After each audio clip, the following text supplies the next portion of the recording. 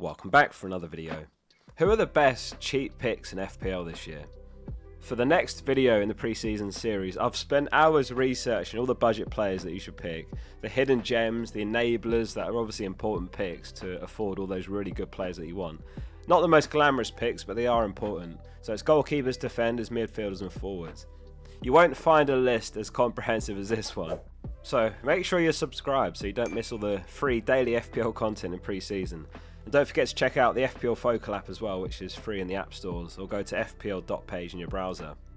So let's get straight into it. And there's just two goalkeepers at 4 mil, and it is slim pickings, so we'll keep this bit brief. Darlow is 4 million, and he's a great bench option to have in your team if Leeds don't sign a new keeper. He's the Wales #1, and he actually ended last season as the Leeds starting goalkeeper. He played the last 7 games as Meslier dropped to the bench. He's the best that we've got at the moment. But as I say, don't buy him to plan to start him. He's for your bench only, just as backup in case something goes wrong with your starting keeper. Kinski is one to keep an eye on as well at Spurs. I mentioned him in my first FPL draft video. He's someone that Frank could end up liking a lot. He's great with his feet, good for playing out from the back. It would be surprising if he displays for Karaj realistically, but we can't rule it out at the moment. In their first pre-season friendly, they shared 45 minutes each. Two names to mention at 4.5 mil in goal. Firstly, Cielo, who left Liverpool to join Brentford. It's a deserved move, like he's a quality goalkeeper. He showed that last season, or previous seasons in fact, whenever Alisson was unavailable for Liverpool. I mean, there's often like 1 or 2 4.5 mil keepers that do go on to have amazing seasons. Like they keep pace with even whoever the best 5.5 mil keepers are, and it could be Cielo this year. Andrews has got a massive job on his hands taking over from Frank. He was previously Brentford's set-piece coach in case you didn't know, and Brentford have continued that trend of promoting within the club. 56 expected goals conceded last season, ranked 14th best for Brentford, which isn't great. Though that does equate to tons of save points of course, which is often why we see these cheap keepers, even with fewer clean sheets, to go on to keep pace with the premiums. Because although the premiums get more clean sheets, it's fewer save points. Petrovic is the other one. He's also 4.5 mil. Obviously Liverpool away game week 1 is putting a lot of people off, but something to keep in mind with keepers is you almost never want to make a keeper transfer. Like it's generally a waste to spend a move in goal. Transfers are so precious. So let's imagine that Liverpool away fixture was swapped into game week 6 and they had Leeds away in game week 1 instead. I'd bet he'd be far more popular than he is. There is also a bit of a question mark, of course, how they settle with Kerkez and Howson both leaving, but Petrovic is worth considering.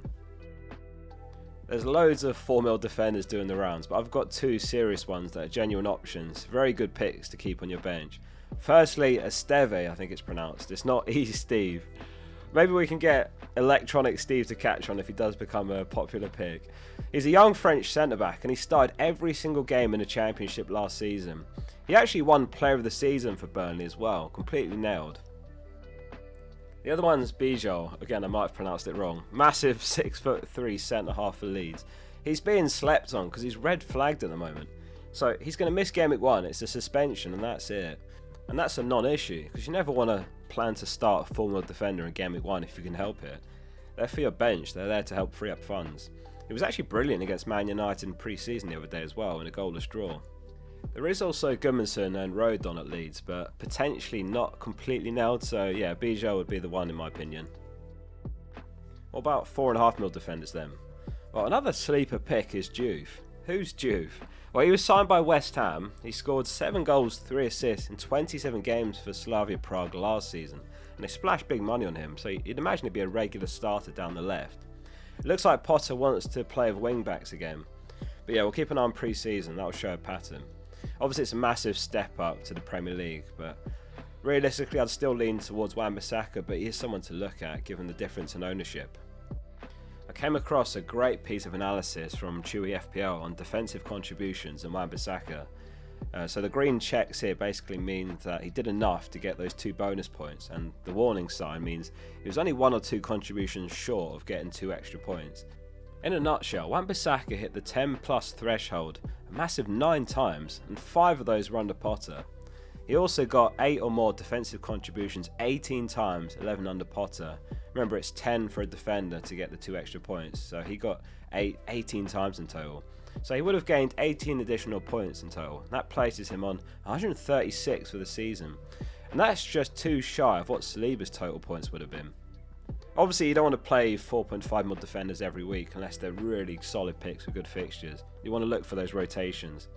If I sort by rotation with West Ham on the app, Spurs and Villa pop up there. And we do have a couple of 4.5 mil defenders from Spurs and Villa to look at next. You can filter by defence here as well specifically, and that produces a really promising fixture run with West Ham and Villa defenders paired together.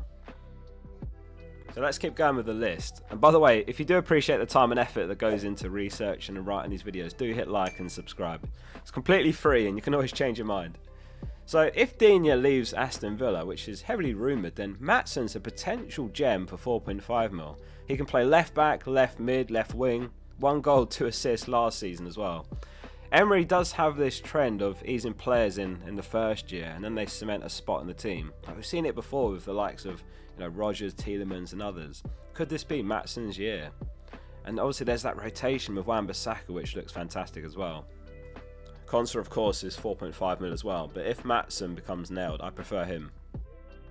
There's a really solid rotation with the Spurs fixtures as well. Van der Ven is 4.5 mil and he starts the season off home to Burnley, which is an amazing opener. He is really injury prone sadly, so that does put me off a bit. There are several 4.5 mil defenders at Spurs though. Like if Udogie or Danso can lock down a spot, they'll be even better picks than Van der Ven in my opinion. Just a couple more. De Cooper, probably said that one wrong as well, has joined Brighton to play left back as Stupinian's head into AC Milan. 75 goal contributions in 220 appearances. That stat immediately leaps out to me. Obviously, again, different leagues, so context is important. Kadioglu has been injured long term and he's still recovering even now, but it is worth mentioning him because he can play left back as well, so there might be competition there, so it's one to monitor. Is he another Barco though? That's the real question. Guehi's perfectly good as well. He's 4.5 mil, but the opening fixtures are awful really. You could play him in Game Week 2 home to Forest, but yeah, Game Week 1 and 3 definitely not.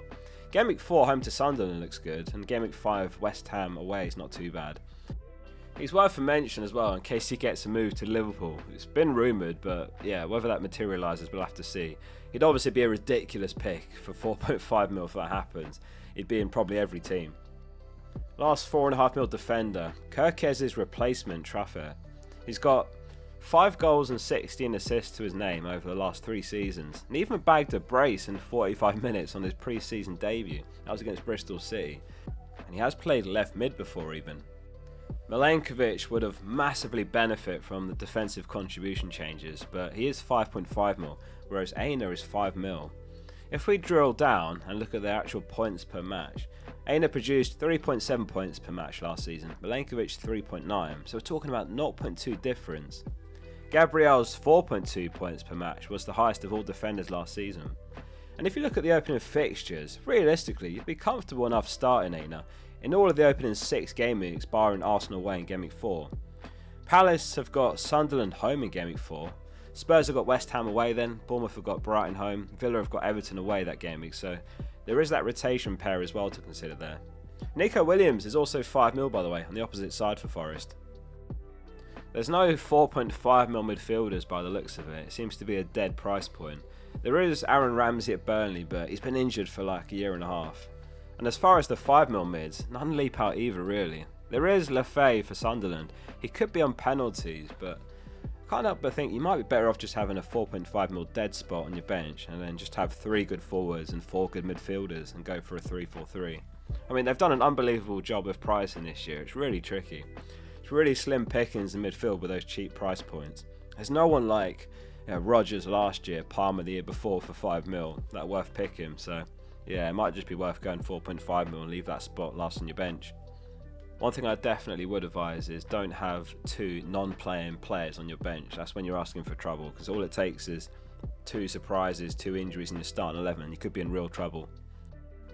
One player that I'm monitoring is Harvey Elliott. He's 5.5 mil. Some very reliable in-the-know West Ham accounts have reported that they've got significant interest in buying him from Liverpool. I would expect him to leave, to be honest, because he's just too good to be a bench player his whole career. He deserves that step up as a starter somewhere, so I could see him leaving, and maybe it will be West Ham. He would, in my opinion, be the best 5.5 mil player if that move happens. There is a Dingra for 5.5 as well, but it just feels like a lot of money to spend on a promoted team's midfielder. And lastly, budget forwards. So it's just Karaj Jr. really. I mean, I hadn't heard of this guy until I started doing the research. He was signed by Bournemouth earlier this year from Lorient, and he was loaned straight back. He's only a teenager, and let's be honest, he won't be a starter, but he may get the most minutes of the 4.5 mil forwards if he's not loaned again. Last season, he actually scored 22 goals in 30 appearances in the French second tier. He had by far the most league appearances of any of the 4.5 mil forwards outside the Premier League. Cielo is obviously a big talented youngster, and he probably get some minutes again at Man United, but yeah, it's just those two as far as the 4.5 mils. Thank you very much for watching. I hope this was helpful. Hit subscribe if you're not already. Lots more pre-season content planned. See you soon for the next one.